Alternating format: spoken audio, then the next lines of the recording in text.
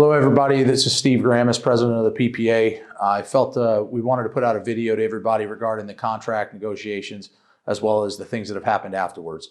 So to start, when we talk about the contract, there's been a lot of people upset with the feeling on how the negotiations went and things like that. I can commit to you that our contract team worked diligently to bring us the best contract forward. We heard from the members that this should be a time that we stay high with our COLA, and we pressed on with that number the whole time. Our committee was comprised of not just the executive board or board of directors for the PPA. I think it's important for people to know we had a representative from Patrol, we had a representative from K-9, we had a representative from the Detective Bureau. We tried to capture all the facets of the department so we could bring in all the issues that we thought were important to our membership. During the negotiation process, at the very end, when we had to go to arbitration, and mind you, it was Metro that declared impasse. Typically, the unions declare impasse because they can't get anywhere. This time, LVPPA declared impasse and said we just want to go to arbitration because we don't think we're close enough on COLAs. That was the only item that went to arbitration. Everything else that tentatively agreed upon, which was sent out to all our membership, was not something that the arbitrator made a decision on, however, upheld in her final piece of the arbitration for her decision. So to recap what our offer was, during arbitration, we continually were at a 4.25 COLA. We felt that that was a number that our people were worth. We felt that over time, we have had enough low COLAs that it was time for us to get a good COLA going forward. The department was arguing down in the 2.25 range most of the time. At one point, they offered us a 3.0 pay raise on paper to break parity at the jail. That was a concerning issue for us because for the team, we looked back at COLAs, or I'm sorry, we looked back at longevity for our officers and how we broke that long ago. I believe it was 2011. And we've heard it now, how upset people are that our new officers aren't getting longevity. To us, this was the same thing. It was actually kind of the same thing as the DO position. And so we knew people wanted us to fight the DO, and we felt strong that we were going to stand together and not sell anyone out. During the course of the arbitration, Sheriff Zimmerman came to me and said, well, how about 3.5 and break parity? I still stuck by the team and said, we're not going to break parity. We believe we are where we are and we're supposed to be where we're at, and we're not going to break it. The department's argument the whole time was about breaking parity. That was one of their biggest things.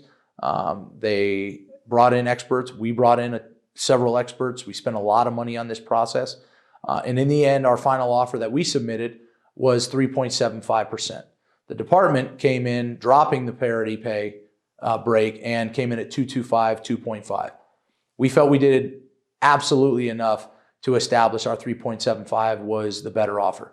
However, when we go to arbitration, it is still a 50-50 shot that the arbitrator goes one way or another. And as confident as we were coming out of the 3 days of hearings, the arbitrator still made it clear that she had to sit down and digest all the written material before she made her decision. We fast forward to her decision. We got that decision, and it was not what we had hoped for. She ended up going with the department's 2.25 and year two, 2.5. I personally, I believe our whole team feels that that's almost a slap in the face that LVPPA, the city and the county even thought that that was the worth of their officers. Our officers that go out and risk their lives on a daily basis, the ones that are out there in the trenches, chasing bad guys, getting in fights, putting their own bodies at risk, that's what they felt we were worth, was 2.25. I believe that they were going to come up. I thought that they recognized that they were going to try and start low and then bring themselves up, and they didn't. And so we heard a lot of people upset, but I hope everybody kind of can gauge their level of disdain in the proper direction. It wasn't us. We thought we were worth 3.75 or higher. It was the department and the city and the county that felt you weren't worth anything higher than a 2.5. And it's unfortunate, but we are a part of the bargaining process, and part of that is arbitration. So we're stuck with that decision. I thank the arbitrator for taking the time to make the decision she did. It wasn't in our favor, but she did her due diligence, I hope, and we ended up with that. Now we fast forward to when we got the draft of the contract. And when we got the draft of the contract, it included everything that we tentatively agreed upon, the COLA, but then there were articles just stricken out. And so those articles are what we sent you all the memo on. That memo is important because those articles could give a lot of control to LVPPA and take a lot of the rights away from our officers.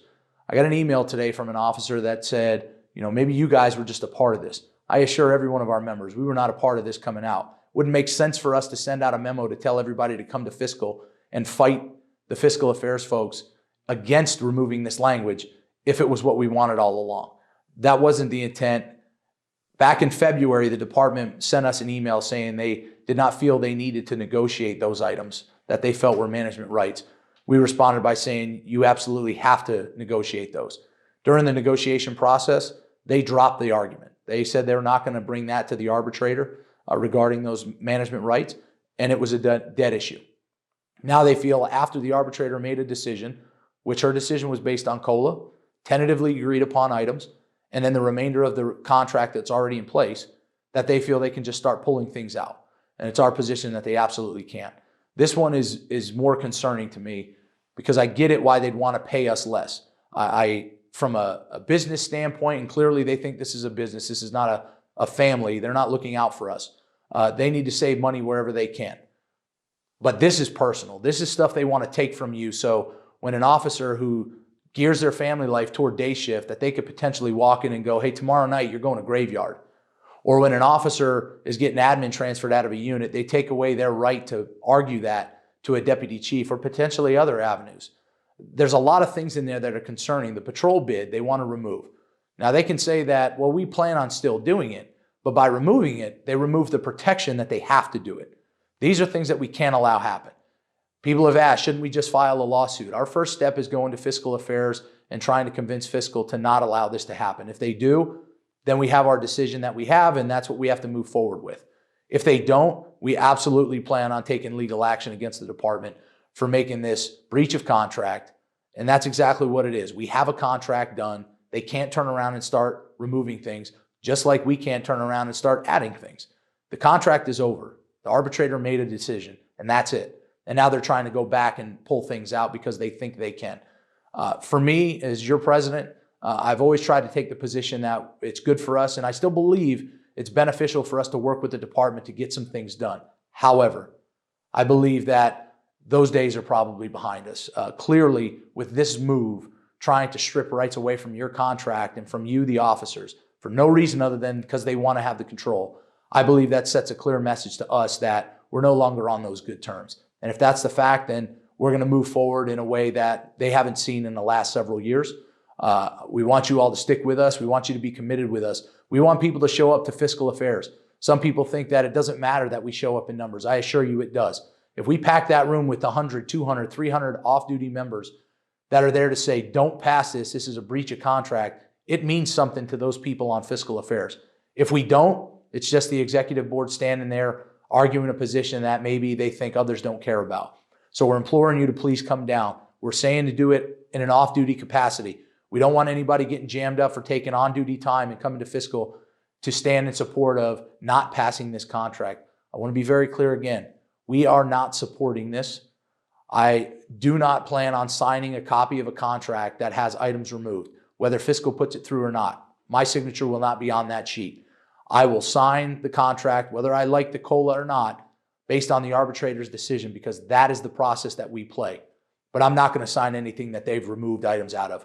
And we are going to be moving in a different direction with how we do things now. So we appreciate your membership. We appreciate your support. If you have questions, there are a ton of rumors out there. I know there's people down at the jail making up blatant lies about the PPA and what we're doing and how we're doing things. Flat out lies, just to get people to drop. I don't know why, but I know it's happening.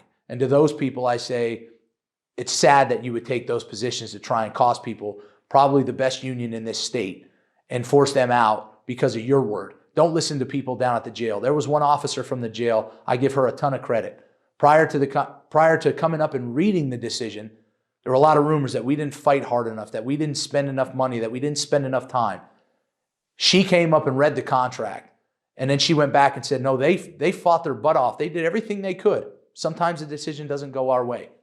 And I applaud her for that. And she knows who she is, and I thank you. But I can tell you this, she's the only person that I know that came up and read that contract and that read the whole process of paperwork. It's still open to anybody that wants to come up. We would ask that you come up, give us the chance to explain, look at the contract, and see we aren't the ones you should be upset with.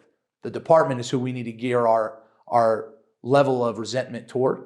And I'm not trying to tell us to be anti-Metro because I love our police department, but our administration is failing us. And by doing a low ball offer at 225 and by telling our people we're going to remove your protections, this has now gone beyond just some normal negotiations. So we ask you to bear with us, stand by us, and we're going to stand by you, and we're going to start fighting like you've never seen before. Thank you again for your membership. If you have any questions, please call up 24/7. Thank you.